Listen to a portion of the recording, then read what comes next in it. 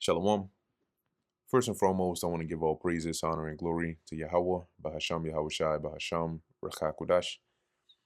Double honors to the elders and the apostles of Great Millstone, and peace and blessings to the elect. And today we're going to go into the book of Genesis, the 43rd chapter. And the famine was sore in the land, and it came to pass, when they had eaten up the corn which they had bought or brought out of Egypt, their father said unto them, Go again, buy us a little food. So at this point, maybe it's been a couple weeks, maybe it's been a couple months, who knows, right? Based on how much they got. But Simeon is still in Egypt at this point. So Jacob says, Look, we're running out of food. We got to go buy some more. And Judah spake unto him, saying, The man did solemnly protest unto us, saying, Ye shall not see my face except your brother be with you. So you remember that the land, the Lord of the land said that he made it very clear to us that we can't come back there if we're not coming with Benjamin. If thou wilt send our brother with us, we will go down and buy thee food. But if thou wilt not send him, we will not go down. For the man said to us, or said unto us, Ye shall not see my face except your brother be with you. And Israel said, Wherefore deal ye so ill with me, as to tell the man whether ye had yet a brother? So why'd you do this to me? Why would you even tell him that you had a brother? If you hadn't told him that, we wouldn't be in this situation. And they said, I'm sorry. The man asked us straightly if our of our state and of our kindred, saying, Is your father yet alive? Have ye another brother? And we told him according to the tenor of these words. Could we certainly know that he would say, Bring your brother down? So he said, Look, when we got there, he specifically asked us, all right, you guys are saying you're true men. He asked us about our family. He says, Your father that you said you live with, is he yet alive? We said, Yeah. He asked us, You have another brother? We said, Yeah. We didn't know he was going to say, Bring your other brother down. And Judah said unto Israel, his father, Send the lad with me, and we will arise and go, that we may live and not die, both we and thou, and also our little ones. So just let him go with us. We'll make sure that he's good. But clearly we're running out of food, and so we can't go without Benjamin. I will be surety for him. So Judah basically says, I will be like a security, right, for him, as like my life for his kind of thing.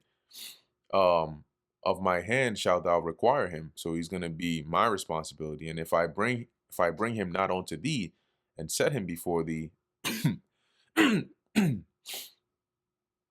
then let me bear the blame forever. For except we had lingered, surely now we had returned the second time. See? So look, this whole time we've been, you know, going back and forth. We could have been there, got the food, and came back already. And their father Israel said unto them, If it must be so now, do this. Take of the best fruits in the land in your vessels, and carry down the man a present, a little balm, and a little honey, spices and myrrh, nuts and almonds. And take double money in your hand, and the money that was brought again in the mouth of your sacks, carry it again in your hand. Peradventure, it was an oversight. So maybe it was an accident, right? And then you just take it back, you take extra money, you give him a present, tell him, look, you're sorry, you don't know what happened, it was an accident, and maybe he'll forgive you. Take also your brother, and arise, go again unto the man.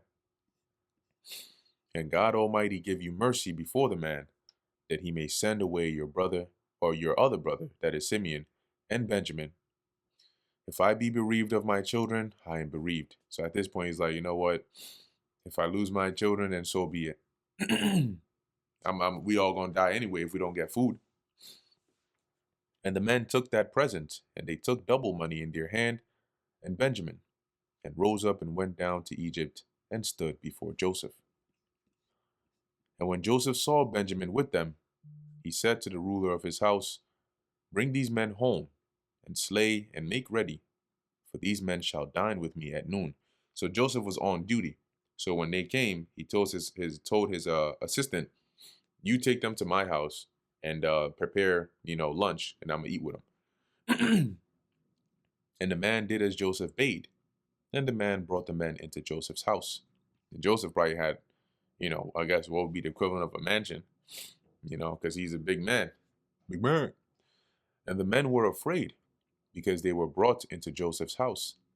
And they said, because of the money that was returned in our sacks at the first time are we brought in, that he may seek occasion against us and fall upon us and take us for bondmen and our asses. So he's probably bringing us here, because he suspects that, or maybe they set us up, because I know we paid the money, but now it was put back in our sack. Somebody probably set us up, and now he's going to use that as a reason to take us for slaves. And they came near to the steward of Joseph's house. So because of that, they said, you know what, let's just talk before Joseph gets here. Let's talk to the steward, and maybe we could clear things up. And they communed with him at the door of the house and said, "Oh, sir, we came indeed down at the first time to buy food. And it came to pass when we came to the inn that we opened our sacks, and behold, every man's money was in the mouth of his sack, our money in full weight, and we have brought it again in our hand. And other money we brought down, or have we brought down in our hands to buy food. We cannot tell who put the money in our sacks. So, we just know that it was there, but we don't know how it got there." And he said, "Peace be to you, fear not. Your God and the God of your father have given you treasure in your sacks. I had your money." And he brought Simeon out onto them. So he basically tells them, no, no, no, you're fine, don't worry. That was probably a treasure from your God, because I received the amount that you paid for the food. I tracked it down, so don't worry. And the man brought the men into Joseph's house and gave them water, and they washed their feet, and he gave their asses provender. And that's like, um, food for the asses. And they made ready the present against Joseph came at noon. So before Joseph got there, the present that they brought, the fruits and all that, they made that ready. For they heard that they should eat bread there. And when Joseph came home, they brought him the present which was in their hand into the house, and bowed themselves to him to the earth. Second instance. And he asked them of their welfare, and said, "Is your father well? The old man of whom you spake, is he yet alive?" And they answered, "Thy servant our father is in good health, he is yet alive." And they bowed down their heads and made obeisance. And he lifted up his eyes and saw his brother Benjamin, his mother's son, and said, "Is this your younger brother of whom ye spake unto me?" And he said, "God be gracious unto thee, my son." So he basically couldn't help but to show favor in like a blessing form, right, to Benjamin, because that was his. Yeah, they were all biological brothers through their father, but that was his brother of the same mother. So he probably felt a closer connection to Benjamin, especially being his younger brother as well. And Joseph made haste, for his bowels did yearn upon his brother, and he sought where to weep. So basically, when he saw Benjamin, he had this like flurry of emotions, right, bubbling up, because you can imagine he probably missed him so much. It's been like over a decade, right? So he probably missed him so much that he couldn't maintain his composure anymore. So he had to like quickly, step out, as it says, to find somewhere to go and cry, because he was basically breaking down at this point, and obviously he didn't want to do that in front of them. And he entered into his chamber and wept there. And this is like when somebody is like, it now becomes hard for them to speak. They can't even form the words because they're trying to hold back tears.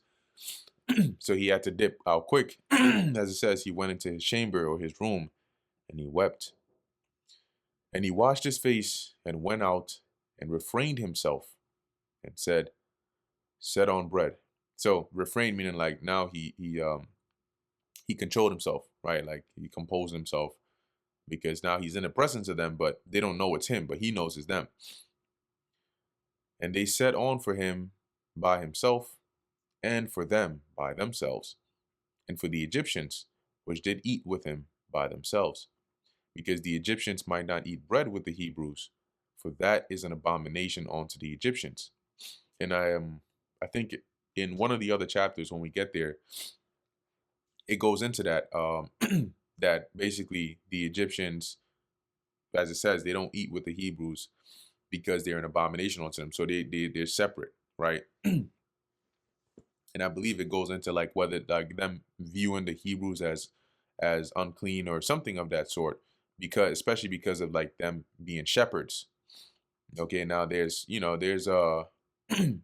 information out there concerning this being related to, if you look up the Hyksos, which are the shepherd kings, that I think there's info out there about how they overran Egypt at some point, and that led to this bad taste, or this disdain between the Egyptians and the Hebrews, because there's also sources that point the shepherd kings to Hebrews, but it's all information out there anyway. Um, but based on what we're seeing here, whatever the reason, there was a separation here where the Egyptians didn't, as it says, not just eat bread, but they didn't really closely associate with the Hebrews. And they sat before him, the firstborn according to his birthright, and the youngest according to his youth. And the men marveled one at another. And this was because the way that Joseph ordered their seating was from eldest to youngest. So they marveled because they didn't know that that was Joseph, but obviously he knew them. He knew who was the eldest and knew who was the youngest. So their minds, they're like, oh, shoot, like, how did he, like, he placed us by age, but how did he know that? And he took and sent messes onto them from before him. But Benjamin's mess, and the mess is like the food. Benjamin's mess was 5 times so, damn, 5 times so much as any of theirs. And they drank and were merry with him. And that brings us to the end of the book of Genesis, the 43rd chapter. Lord willing, that was edifying to the elect. In closing, I want to give all praises, honor, and glory to Yahweh, Bahasham Yahushai, Bahasham, Rachak Kodash. Until next time, Shalom.